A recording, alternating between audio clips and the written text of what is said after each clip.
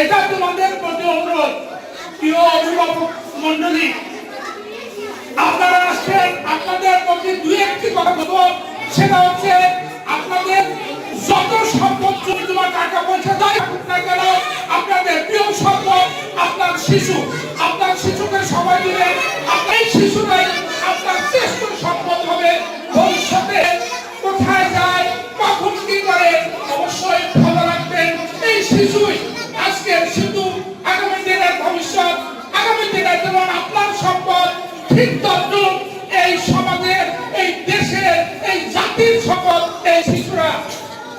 আগামী দিন আমি থাকবো না, আপনি থাকবেন, দেশও উন্নত হবে, আপনার ফ্যামিলি উন্নত হবে, আপনিও ছেলেদের মেয়েদের আলোকিত করলে আপনিও সম্মানিত হবেন।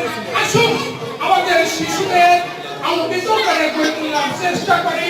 এই প্রত্যয় নিয়ে আজকের এই বিজয় দিবস উদযাপন করি।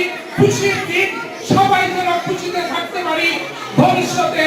এই কথা বলে আমার সংক্ষিপ্ত বক্তব্য শেষ করছি। খুদা হাফেজ। সকলের প্রতি রইল আমার সালাম।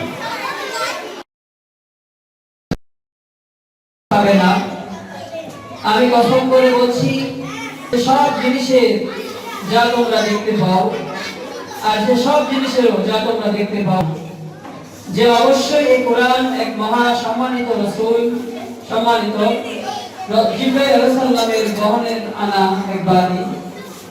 তার কোনো কবির কথা নয় এবং কবিতার অংশ নয়। তোমরা বিশ্বাস করো না। এটা কোনো গণকের কথাও নয়, তোমরা নসিহত লাভ করো না। এটা বিশ্ব জগতের প্রতি